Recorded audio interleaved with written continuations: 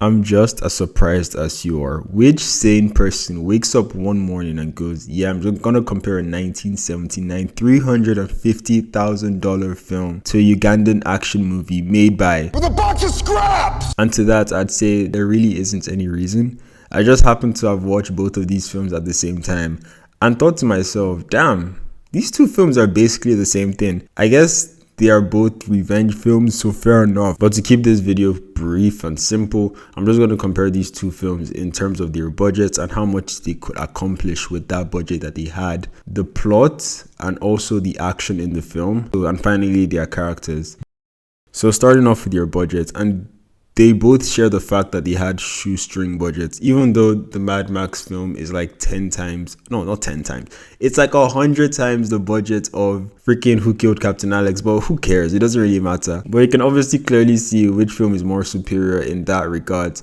I mean, as much as I'm not a fan, wait, I actually never mentioned, I did not like the original Mad Max. So sort of a bit of a biased courtroom, but who cares? As I said, this video is just for entertainment. But as much as I think Mad Max is not that great, I will completely give them their props for how much they managed to do and how much they managed to string up with that budget, because this was my first time watching this movie. And after all the stories, like they were shooting this film without permits on the road, paying the crew members with beer, and they used the shield in like one scene to like protect the truck so it doesn't get damaged. Like they were just doing all sorts of things to keep the budget as low as possible. With all those stories, I was expecting utter crap with this film, but the action car chase sequences on the road were really good and probably the best part of this film, and the only part of this film that made this film like manageable. But on the other hand, it still makes me wonder, with all those corners cut, where did that budget go? Was it the ADR sessions to get the American dubbings? Nothing a year in the tropics wouldn't fix. Or was it the promotion to the local and foreign markets? You don't want to make Max mad. Mad Max, the maximum force of the future. Rated R. But truly, I have a question with that budget, because 350k, as much as you want to make this a rags to riches story, in the 80s, that's a lot of money. Maybe not a lot of money to make a movie like they are trying to do right now, but still, that's $1.3 million in today's times. How much are the cars that they're trashing? It's not gonna cost that much.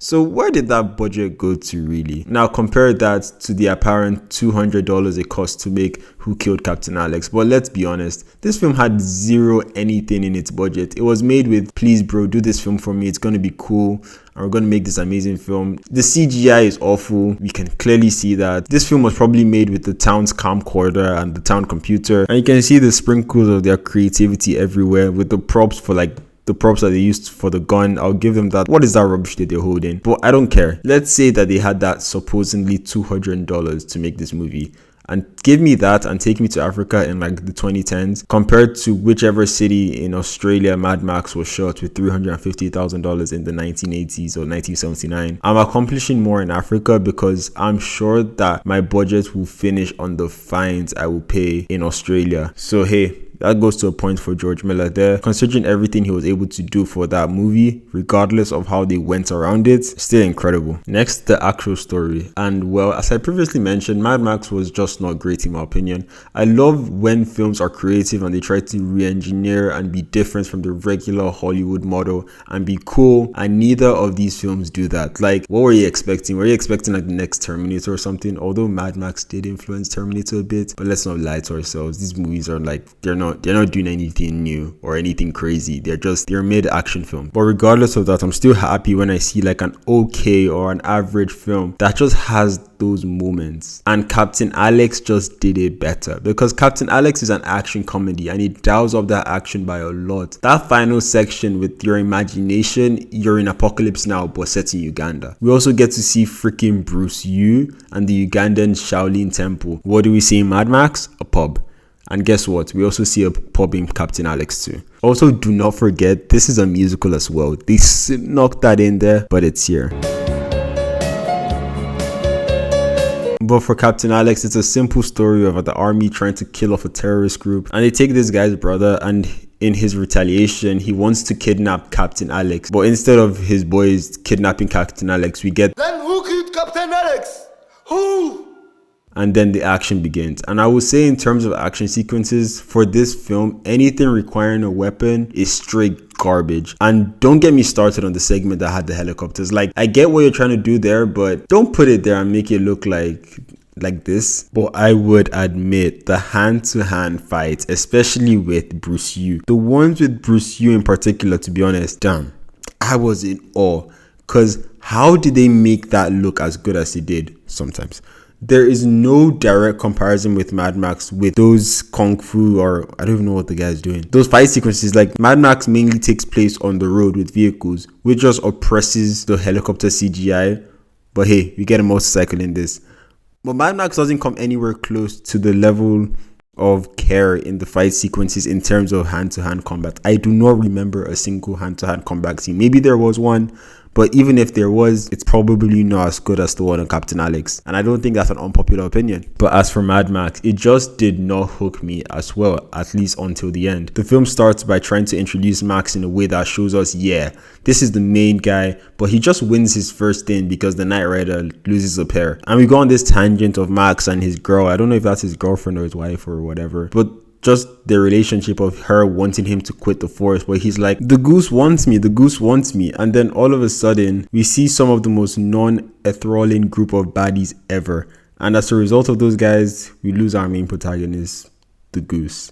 And you think after the goose dies, the film will pick off from there, but it still doesn't. And we have to wait for his woman to make she makes the dumbest decision in cinematic history. Like, babe, be for real. Just run to the side of the road at least. And it's up until then, 1 hour and 15 minutes into this film's runtime till we see Mad Max. Like, come on. Easily, these two films are the most simple action films. Okay, I won't say the most simple, but these are some of the most simple action films you would watch. But one film just knows what it's meant to do, and it just does it better, which is to entertain me. And hence, I'm giving my points to Bruce Yu here. And for the tiebreaker, it's going to come down to the characters. Quick shout out to both of these films, these high testosterone male energy films, to include women and actually give them a role. But should I really be congratulating a film for doing this?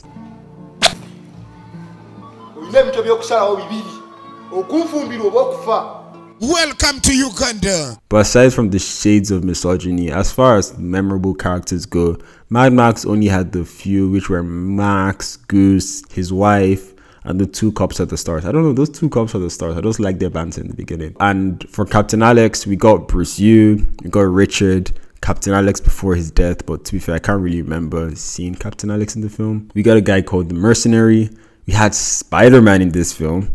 And there was this one chick that died, then died again, and the other chick that just died. And we cannot forget Richard's brother with the beautiful voice. But from these two films, the character of Captain Richard just beats everybody else. I can really just go on a ramble of how no characters come close to him. But considering how the entire film went out, this character was simply perfect for what this film needed and fit the silly tone of the film. And the guy that plays him was just having it looks like the guy is having the most fun in this role, and it just adds to the comical unpredictability of him. And simply as far as antagonists go, I'm picking him aside Toe Cutter every single day of the week. And it's funny how the two film leads aren't even who the film's mainly centered around, that being the Goose and Bruce Yu. And also in the protagonist segment, Bruce Yu just clears the Goose, and there's no debating this. Like, his name is Bruce Yu, you cannot beat that. That's enough to just determine his win here. But as far as acting goes, Captain Alex being the worst of the two might be the easy pick, but most of the acting in Mad Max 2 is just not great. As well as dialogue from both, it's just as bad. We know which is the more superior, but really by how much. Overall, I'd give Captain Alex the last points just for Richard alone, but I've said what I said. Who Saved Captain Alex is the better film, and is just better than Mad Max in almost every regard. Let's see how Who Saved Captain Alex stacks against Furiosa. Thank you for watching this video. This video does not make sense. Like, I don't even know why I did it, but it was fun making it. Thank you again for watching. Like and subscribe, and I'll see you in the next one. Peace.